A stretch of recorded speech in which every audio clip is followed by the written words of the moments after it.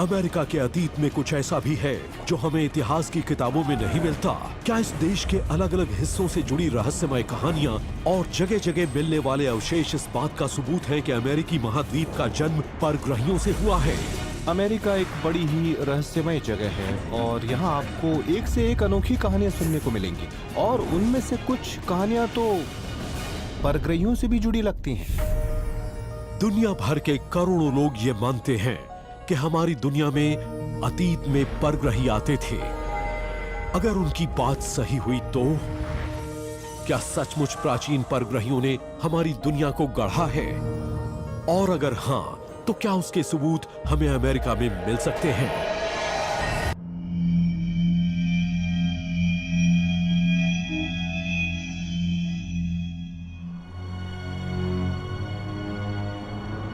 स्टीवनविल, Texas.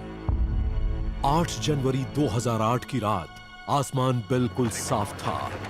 एक police अफसर और एक प्राइवेट पायलट के साथ साथ करीब दर्जन भर लोगों ने देखा कि आसमान में एक गोल चमकदार चीज बड़ी खामोशी से उड़ रही है। वो रोशनी काफी तेज थी और बहुत दूर तक फैली थी। उसने बड़ी तेजी से उड़ान भरी थी और उससे जरा सी भी आवाज नहीं आ रही थी। FAA की रडार रिपोर्ट्स में बताया गया कि वो एक बिना ट्रांसपोंडर वाली चीज थी जो जमीन पर खड़े लोगों के मुताबिक एक उड़न तश्तरी थी। 8 जनवरी सन 2008 को स्टीवनविल, टेक्सास के आसमान में एक विशाल उड़न तश्तरी का नजर आना बड़ी ही दिलचस्प बात है। बहुत से लोगों ने आसमान में उड़ती उस तेज चमकदार चीज को देखा था और रेडार पर भी वो नजर आई थी। रिपोर्ट के मुताबिक वो उड़न तश्तरी करीब 2 घंटे तक बहुत धीरे धीरे टेक्सास के ग्रामीण इलाकों में करीब 110 किलोमीटर के दायरे में घूमती रही। उसके आसपास मौजूद सेना के विमानों और रडार रिकॉर्ड से पता लगता है कि उन्होंने इस अनजान चीज के खिलाफ उस वक्त कोई कार्रवाई नहीं की थी। अमेरिकन सरकार की पहली रिपोर्ट में तो यही कहा गया कि वो असल में आंखों का भ्रम था और आसमान में रोशनी का बड़ा ही जबरदस्त रिफ्लेक्शन हो रहा था। लेकिन जब हमने रेडार ट्रेसिंग देखी और जमीन पर खड़े चश्मदीदों से बात की तो पता लगा कि वो कोई रिफ्लेक्शन नहीं था। दाल में कुछ न कुछ तो काला था। स्टीवनविल, टेक्सास की वो घटना इस बात का सबूत है कि अमेरिका में उड़न तश्तरियों का नजर आना कोई नई बात नहीं है और सेना उनसे दूर ही रहती है। एक रिपोर्ट के मुताबिक अमेरिका में हर साल करीब 6000 उड़न तश्तरियां नजर आती हैं। दुनिया के किसी और देश के मुकाबले कहीं ज्यादा।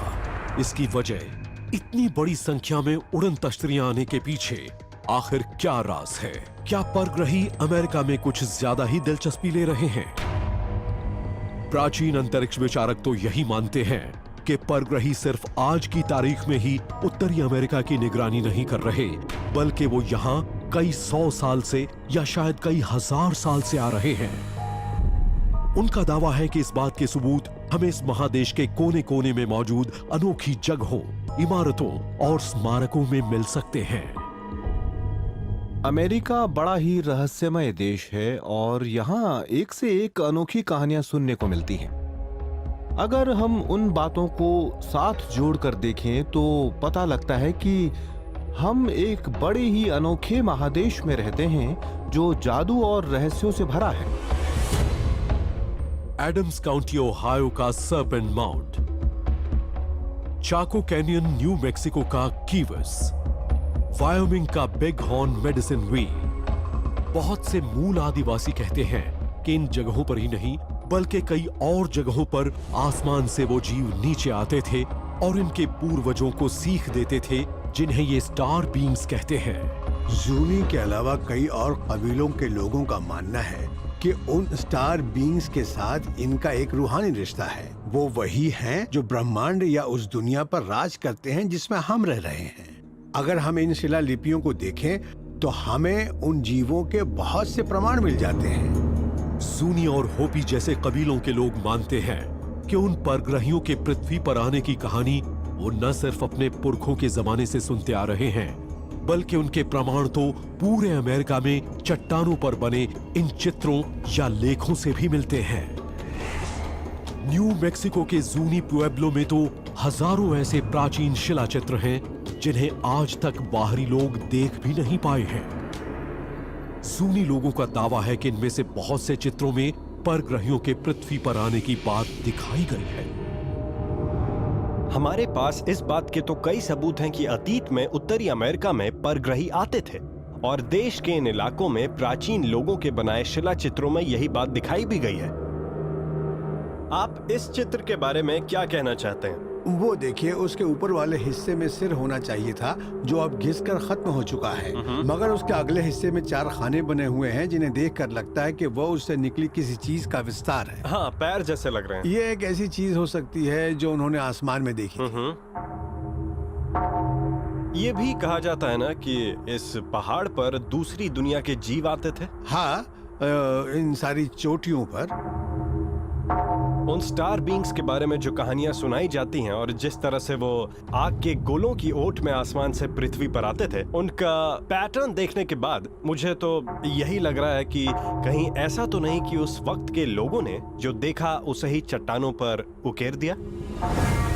इनमें से बहुत से चित्र बड़े ही पवित्र हैं। ये ऐसे ही बनाए गए चित्र नहीं हैं, जैसा कि बहुत से लोग मानते हैं। नहीं, बिल्कुल नहीं। उस जमाने में ऐसा कुछ भी नहीं होता था। आप वहाँ वो त्रिकोण देख रहे हैं, उसके चारों ओर छोटे छोटे डॉट्स बनाए गए हैं। चट्टान पर बने डॉट्स को देखकर मुझे तो यही लग रहा है कि वो शायद तारे हैं। तो क्या ये माना जाए कि अमेरिका के इन इलाकों में रहने वाले प्राचीन लोग इन चित्रों की मदद से परग्रहियों के अंतरिक्ष यानों को दिखाना चाहते थे?